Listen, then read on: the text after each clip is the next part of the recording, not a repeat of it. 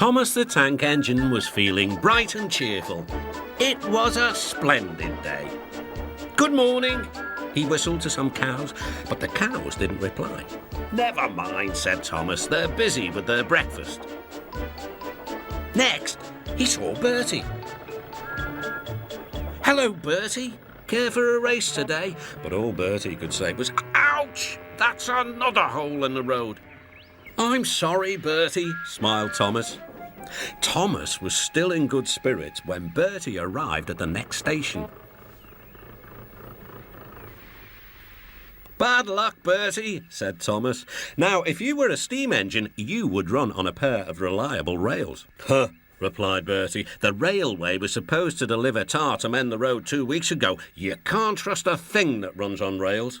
"I run on rails. You can trust me, Bertie. I'll see if I can find out what's happened."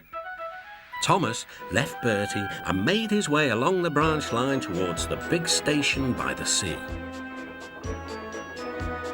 James was snorting about in the yard. "It's too bad.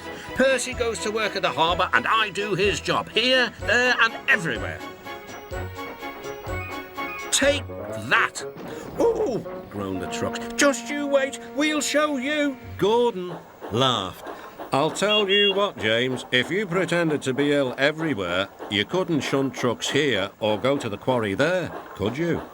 "What a good idea," agreed James. "Look, here comes Thomas. I'll start pretending now."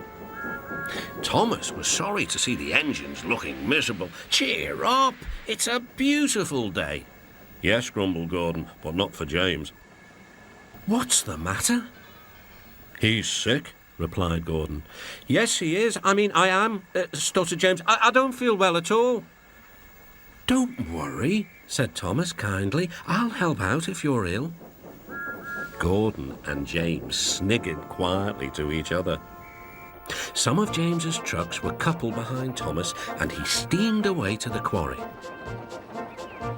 The trucks were still cross. "We couldn't pay James back for bumping us, so we'll play tricks on Thomas instead. One engine is as good as another." But Thomas didn't hear them. He collected all the stone from the quarry and then set off back to the junction.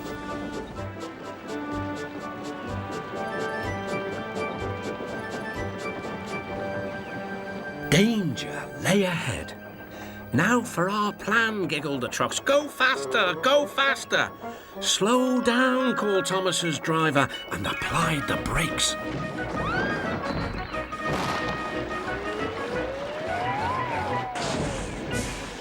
Poor Thomas stood dazed and surprised in a muddy pond as a toad eyed him suspiciously. "Bust my buffers," muttered Thomas.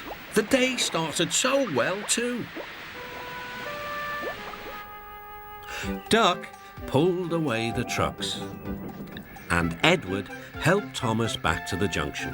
Suddenly, Thomas remembered about the missing tar. He told Edward all about it. "That's strange," said Edward. "A truck full of tar has been left at my station. That must be it. Driver will make sure it gets to Bertie now." Later, James spoke to Thomas. "I'm sorry about your accident," he muttered. "And so is Gordon. We didn't mean to get you into trouble." "No, indeed," spluttered Gordon. "A mere misunderstanding, Thomas. All's well that ends well." Just then, Bertie arrived. He looked much more cheerful. "My road's being mended now." "Oh, I am glad," replied Thomas. "Thanks for all you did. Now I know I can trust an engine, especially if his name is Thomas." Gordon and James puffed silently away to the shed. But Thomas still had company. "Well, well," he sighed.